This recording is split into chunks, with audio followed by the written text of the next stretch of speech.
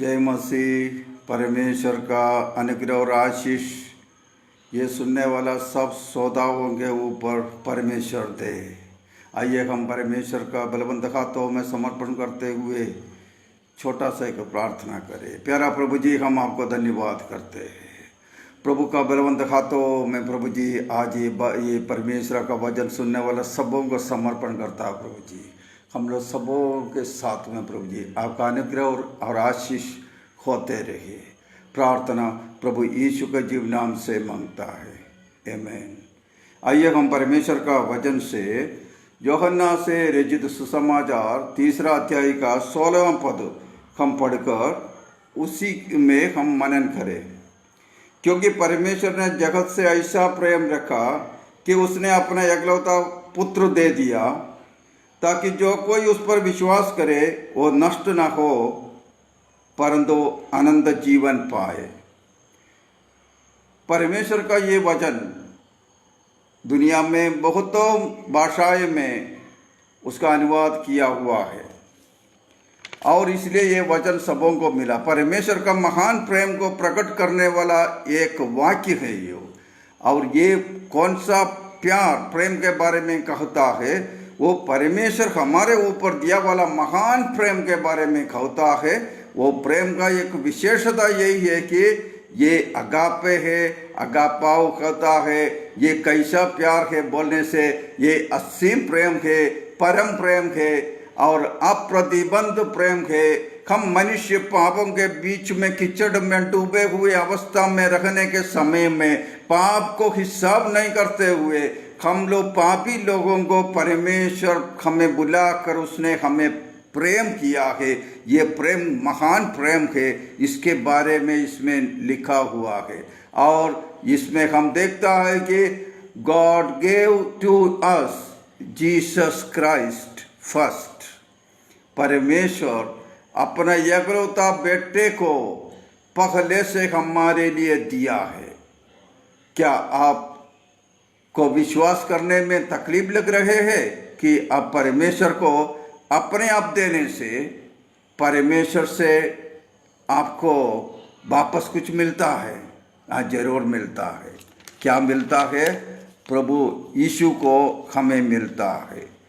आइए ये वचन को हम और एक बार ध्यान से सरल रूप से सुने। परमेश्वर का ये वचन कहता है, क्योंकि परमेश्वर ने जगत को ऐसा प्रेम रखा कि उसने अपना एकलौता पुत्र दे दिया, ताकि जो कोई उस पर विश्वास करे वो नष्ट न हो परंतु अनंत जीवन पाए। हमें अनंत जीवन देने के लिए अपने एकलौता बेटा, उसका नाम प्रभु यीशु मसीह है, यीशु मसीह को हमारे लिए दिया है। परमेश्वर का वो प्रेम या प्यार अति उत्तम है और वो प्यार से भरा हुआ परमेश्वर हमें अपने एकलौता बेटे को दिया है। वही हमारे लिए दिया वाला उत्तम इनाम है, प्रसन्न है, गिफ्ट है। और ये हम विश्वास करते हुए रहना है, क्योंकि परमेश्वर के पास अपना एकलौता बेटे से बढ़कर और कोई उत्तम चीज देने के लिए नहीं है। इसलिए वो अपने एकलौता बेटे को हमारे लिए दे दिया है। ये अपना एकलौता बेटे को हमारे लिए क्यों दिया है? क्या एक पुतला का जैसा रखने के लिए दिया है? बिल्कुल नहीं। फिर क्या के लिए दिया? मानव जाति पाप में गिरा हुआ था। आदम और हव्वा जो पाप किया उसका फल स्वरूप हम शैतान का गुलाम में गिर गया था। हमें पाप ही टकराया हुआ है। हमारा स्वभाव में भी पाप करने का इच्छा आ चुका है। ये सारा को प्रभु जानते हुए मानव जाति को शैतान का बंधन से छुड़ा देने के लिए, छुड़ा जाए, शैतान का बंधन से मनुष्य को आजाद कर दे, वो करने के लिए परमेश्वर ने अपना एकलौता बेटा प्रभु यीशु को दिया है। ये एक बलिदान के रूप में दिया है। क्यों ये बलिदान के रूप में है? प्रभु यीशु को मनुष्य का पापों का प्रायश्चित करने के स्वरूप कालवरी पर उन्हें बलि होना है, इसलिए उसका एक बलि का स्वरूप में दिया है। पिता परमेश्वर यीशु को कालवरी पर मनुष्य का पापों के लिए बलिदान होने के लिए भेजा है। आदम और हव्वा ने जो पाप किया था, पाप के फल स्वरूप वे परमेश्वर से दूर हो गए थे। पाप के कारण दुनिया में मृत्यु, बीमार, तकलीफ, ईर्ष्याएं इत्यादि पाप मनुष्य के पास आया है। मनुष्य परमेश्वर का ज्योति से, परमेश्वर का महिमा से हम दूर हो चुके थे। इसलिए मनुष्य को पाप से मिटाने के लिए प्रभु यीशु को इस पृथ्वी में परमेश्वर ने भेजा है, ताकि हमारा सारा समस्या परमेश्वर का ज्योति से जो दूर हो चुका है, प्रभु का ज्योति में हमें वापस लेकर आने के लिए। और ये अति उत्तम समय है कि हम परमेश्वर को ग्रहण करें, प्रभु यीशु को ग्रहण करें। हम उसका 17वां वचन भी पढ़कर सुने। परमेश्वर ने अपने पुत्र को जगत में इसलिए भेजा कि अगर जगत पर दंड की आज्ञा न हो जाए, परंतु इसलिए भेजा कि उसके द्वारा उद्धार पाए। परमेश्वर अपना पुत्र को इस पृथ्वी में भेजा ताकि इस पृथ्वी को सजा नहीं मिले, दंड न पाए, परंतु हमें क्या मिलना है? परमेश्वर का द्वारा उद्धार पाए।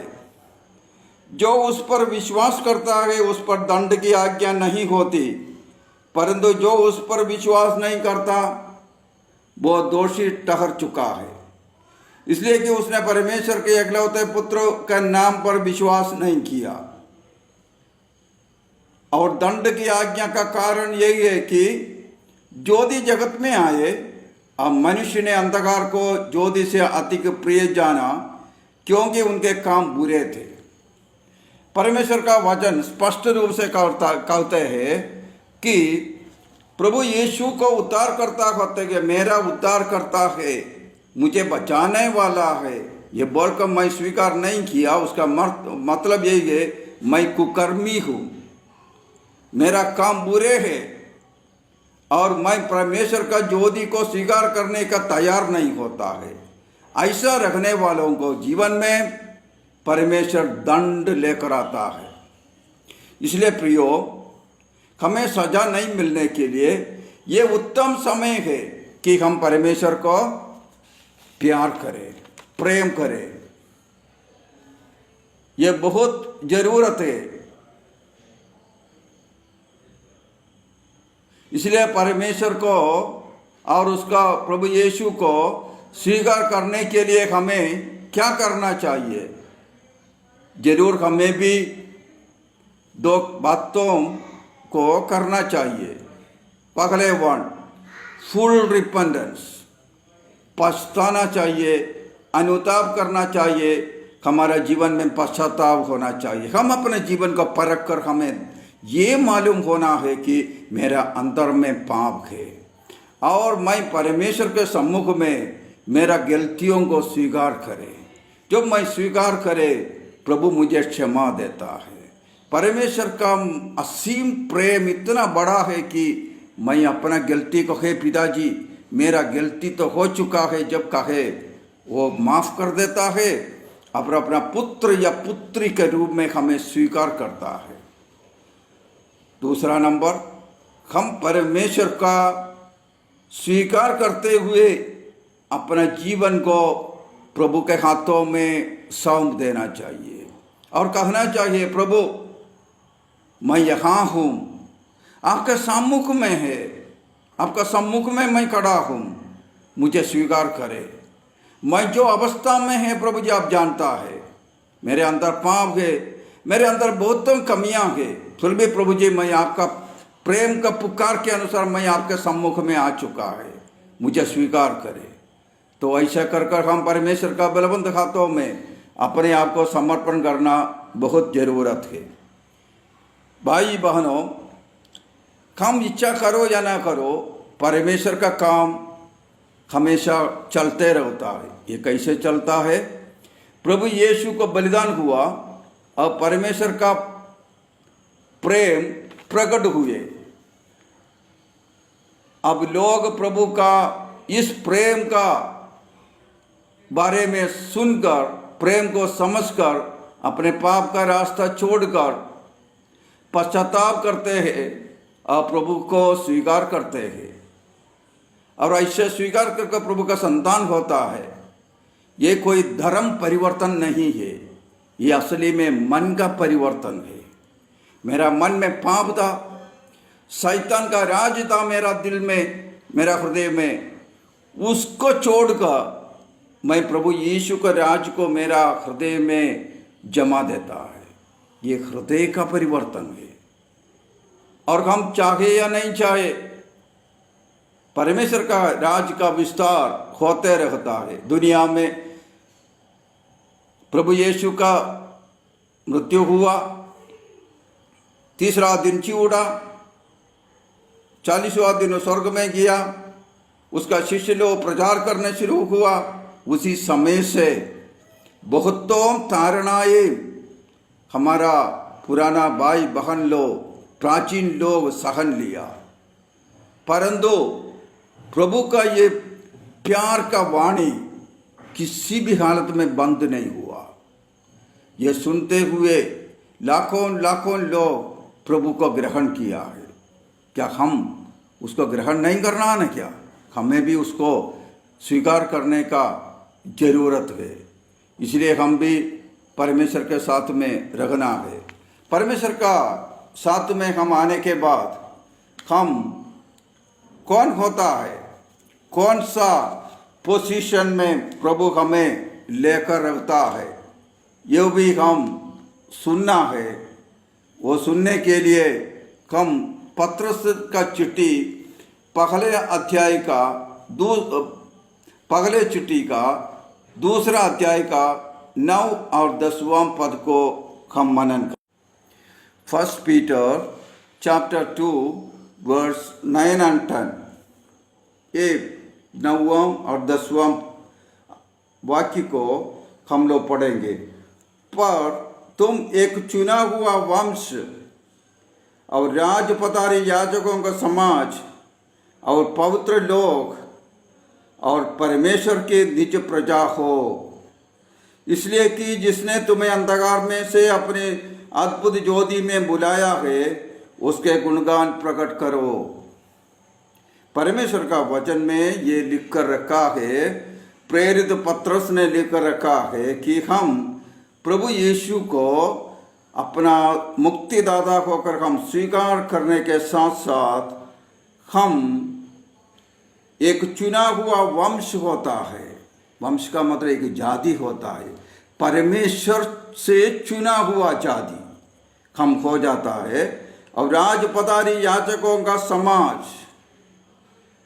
वो याचकों का समाज, रॉयल प्रीस्टहुड, उसमें हम आ जाता है। और हम पवित्र लोग होते हैं और परमेश्वर के निज प्रजा होते हैं, इसलिए कि जिसने तुम्हें अंधकार में से अपने अद्भुत ज्योति में बुलाया है, उसके गुण प्रकट कर दो। अर्थात परमेश्वर का आत्मा हमारे अंतर में आया, प्रभु का आत्मा को हम स्वीकार किया, प्रभु को स्वीकार किया, तो हम परमेश्वर का गुण को प्रकट करने वाला एक वंश, एक जाति और परमेश्वर का निज प्रजा और परमेश्वर का पदधारी याचकों का समाज में एक मेंबर बन जाता है। कितना सौभाग्य का बात है ये। उसका 10वां पद इसे पढ़ता है, तुम पहले तो कुछ भी नहीं थे, पर अब परमेश्वर का प्रजा हो। तुम पर दया नहीं हुई थी, पर अब तुम पर दया हुई है। पहले जैसा हम पापी था, हम पाप को परमेश्वर के सामने स्वीकार किया, पश्चाताप किया, पछताना किया। अभी परमेश्वर का दया हमारे ऊपर अधिक से अधिक रूप से उसका दया हमारे पास आते रहता है। ऐसा परमेश्वर का दया हमारे पास आने के समय में हम परमेश्वर से अपने ज़रूरतों को बोलने पर परमेश्वर उसको सुनता है और एक पवित्र जीवन बिताने के लिए परमेश्वर हमें बुलाया हुआ है। और शैतान का सारा बंधन हमारा जीवन से टूटकर हमें परमेश्वर आज़ाद किया है। कितना महान सौभाग्य है ये। तो देखिए परमेश्वर का प्रेम कितना महान प्रेम है। हम पापी था, उसी समय में प्रभु ने हमारे बीच में अपना एकलौता बेटे को भेजकर हमें उद्धार का रास्ता पर लेकर रखा है। कितना महान परमेश्वर है। हम परमेश्वर को कितना अधिक रूप से धन्यवाद करना है, कितना अधिक रूप से उसको आराधना करना है, कितना अधिक रूप से उसका गुणगान गाना है। आइए हम प्रार्थना करें। प्यारा प्रभु जी, हम आपको धन्यवाद करते हैं। प्रभु का बलवंत हाथों में समर्पण करते हुए हम प्रार्थना करता प्रभु जी, हालेलुया, आपने हमें आनंद जीवन प्रभु यीशु को द्वारा दिया है। हम आपको लाख लाख धन्यवाद करते हैं प्रभु जी। आपका दया हमारे ऊपर में आ चुका है प्रभु जी, इसलिए हम आपको धन्यवाद करते हैं प्रभु जी। हमारा आराधना, हमारा प्रार्थना सबको आपने सुनते हुए प्रभु जी हमें उन्नत स्थान पर परमेश्वर आपने ठहरा है, इसलिए हम आपको धन्यवाद करते हैं। प्यारा प्रभु जी, आपका महिमामय हालेलुया ज्योति में हमें आपने लेकर आया, इसलिए प्रभु जी हम आपको धन्यवाद करते हुए हमारा सारा जरूरतों का परमेश्वर पूरा करने का सामर्थ्य आपके पास है, इसलिए हम आपको धन्यवाद करते हुए ये छोटा सा प्रार्थना प्रभु यीशु के जीव नाम से मांगता है। सुनना और ग्रहण करना पिताजी। आमीन एंड आमीन। परमेश्वर हम लोग सबों को अनुग्रह करे, आशीष करे। Praise the Lord.